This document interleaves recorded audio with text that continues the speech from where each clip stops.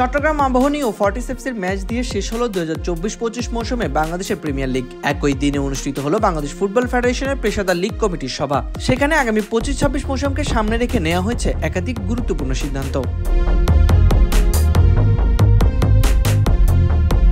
তরুণ ফুটবলারদের শীর্ষ লিগে সুযোগ করে দিতে ও লিগের সার্বিক মান উন্নয়নের লক্ষ্যে বিদেশি কোটা পরিবর্তন, খেলোয়াড় নিবন্ধন পদ্ধতি সহজকরণ এবং ডাগ আউট সংক্রান্ত নিয়ম কঠোরতা আনতে যাচ্ছে বাফুফে।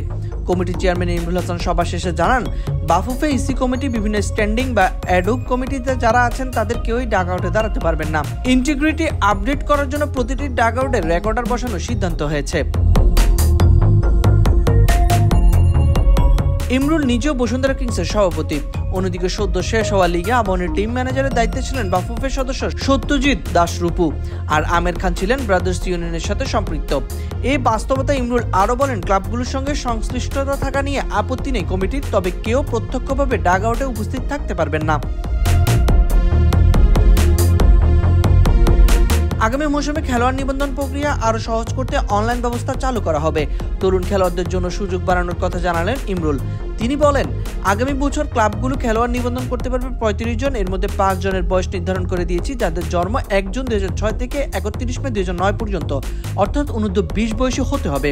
এর মধ্যে একজনকে অবশ্যই সেরা একাদশে খেলাতে হবে।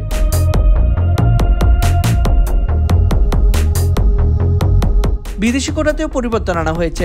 আগে যেখানে 6 জন বিদেশি নিবন্ধন করা যেত, সেখানে এখন করা যাবে 5 জন।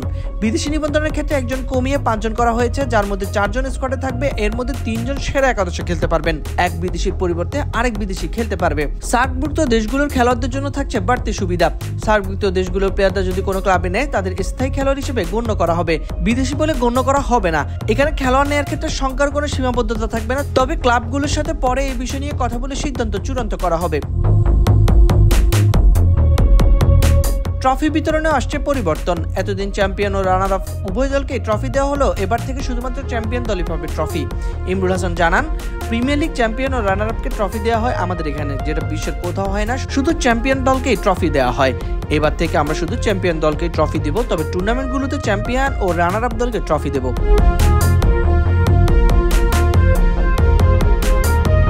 আরও একটি বড় ঘোষণা এসেছে বহুল প্রতীক্ষিত সুপার কাপ নিয়ে। 2013 সালের পর থেকে আলোচনায় থাকলেও বাস্তবে মাঠে দেখা যায়নি কোটি টাকার এই টুর্নামেন্টকে। এবার তা ফিরছে। এবারের লিগের সেরা 4 দল সুপার কাপ খেলবে। চ্যালেঞ্জ কাপ দিয়ে আগামী মৌসুম শুরু হবে। স্বাধীনতা কাপ হবে স্থায়ী খেলোয়াড়দের নিয়ে।